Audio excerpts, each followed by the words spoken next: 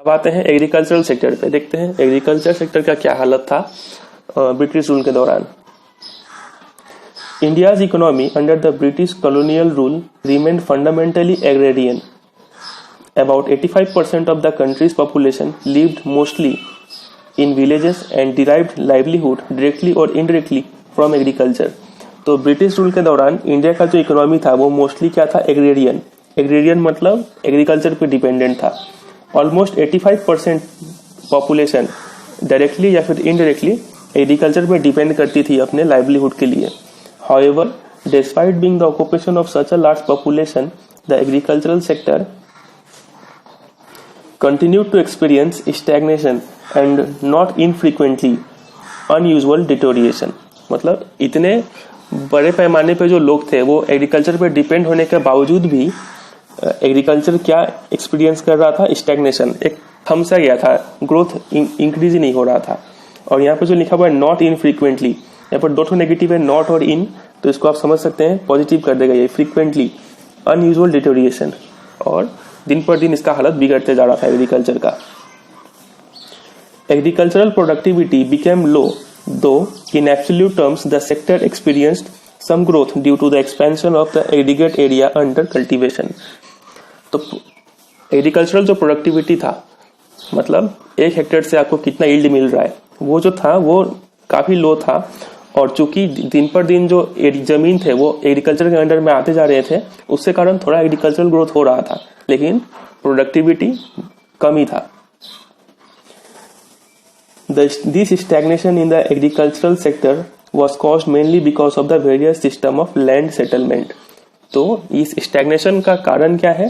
पहला कारण है कि जो लैंड सेटलमेंट के जो सिस्टम थे, जो कॉलोनियल गवर्नमेंट इंट्रोड्यूस किए थे, उसके कारण हुआ था। तो इसको देखते हैं डिटेल में क्या होता है land settlement. Particularly under the zamindari system, which was implemented in the then Bengal Presidency, comprising parts of India's present-day eastern states, the profit accruing out of the agricultural sector went to the zamindars instead of the cultivator. खासकर से जो जमींदारी system था, जो कि कहाँ पर applicable था, Bengal presidency, मतलब बंगाल, बिहार, उड़ीसा, बनारस, ये सब जगह पे जमींदारी सिस्टम चलता था। इस सिस्टम में क्या होता है कि ब्रिटिशर्स बोलते थे जमींदार को कि जाओ तुम और कल्टीवेटर से पैसा लेकर हमें दो। तो जमींदार जब पैसा वसूलते थे तो काफी अत्याचार करते थे कल्टीवेटर्स पे, जिनको हम लोग टेनेंट्स भी बोलते हैं और कल्टीवेटर्स भी बोलते हैं, पीजेंट भी बोलते हैं। तो बोल रहा है कि यहाँ पर कि जो प्रॉफिट आता था एग्रीकल्चरल सेक्टर से, वो सारा का सारा प्रॉफिट कहाँ जाता था, ब्रिटिशर्स के पास जाता था और जमींदार के पास जाता था, इंस्टेड ऑफ द कल्टीवेटर्स, ना कि जिसके पास जो खुद कल्टीवेट कर रहा है। और however a considerable number of zamindars and not just a colonial government did nothing to improve the condition of agriculture. और ये जो जमींदार थे और जो कॉलोनियल गवर्नमेंट मतलब ब्रिटिशर्स लोग जो थे, वो ज्यादातर कुछ भी नहीं करते थे एग्रीकल्चर को इम्प्रूव करने के लिए।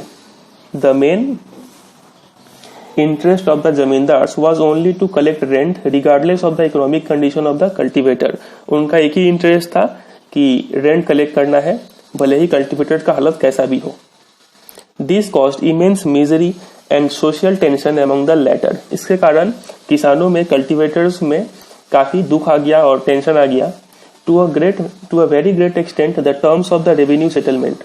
अच्छा, तो अब यहाँ पर तो हम लोग रीजन देख रहे हैं कि किन किन कारणों से एग्रीकल्चर जो था वो स्टैग्नेट कर गया था। तो पहला रीजन देखिए कि land, various system of land settlement.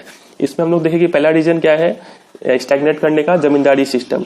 इसके कारण ही एग्रीकल्चर क्या नहीं कर पा रहा था, ग्रोथ नहीं कर पा रहा था। अब हम लोग आते हैं दूसरे रीजन पर, जो कि है terms of revenue settlement were also responsible for the zamindars adopting such an attitude. तो जो पैसा चुकाने का जो शर्तें हुआ करते थे, वो उसके कारण भी जमींदार ऐसा एटीट्यूड एडॉप्ट करते थे। जैसे कि dates for depositing specified sums of revenue were fixed. ये डेट फिक्स कर दिया जाता था कि जमींदार को इतने तारीख तक पैसा जमा करना ही करना है। अगर वो नहीं कर पाया तो क्या होगा, failing which the zamindars were to lose their right. अगर वो नहीं कर पाया तो जमींदार क्या हो जाएगा, उसको जॉब से निकाल दिया जाएगा, उसका जमीन भी ले लिया जाएगा। तो ये था दूसरा reason, terms of revenue settlement. और बिसाइड्स दिस, इनके अलावा अब आते हैं तीसरे रीजन पर, वो क्या था, low level of technology, lack of irrigation facilities and negligible use of fertiliser all added up to aggravate the plight of the farmers and contribute to the dismal level of agricultural productivity. इन सभी कारणों से भी लो level of technology और lack of irrigation और negligible use of fertilisers, इन तीन कारणों से भी एग्रीकल्चरल जो प्रोडक्टिविटी था वो क्या कर गया था, स्टैग्नेट कर गया था, मतलब रुक गया था. There was of course some evidence of a relatively higher yield of cash crops in certain areas of the country due to commercialization of agriculture. तो ये एक important word है, commercialization of agriculture. तो अभी तक हम लोग 3 रीजन देखे हैं एग्रीकल्चर को स्टैग्नेट करने का. तो ये जो चौथा रीजन अब ये आता है कि कमर्शियलाइजेशन ऑफ एग्रीकल्चर के कारण भी एग्रीकल्चर स्टैग्नेट कर गया था.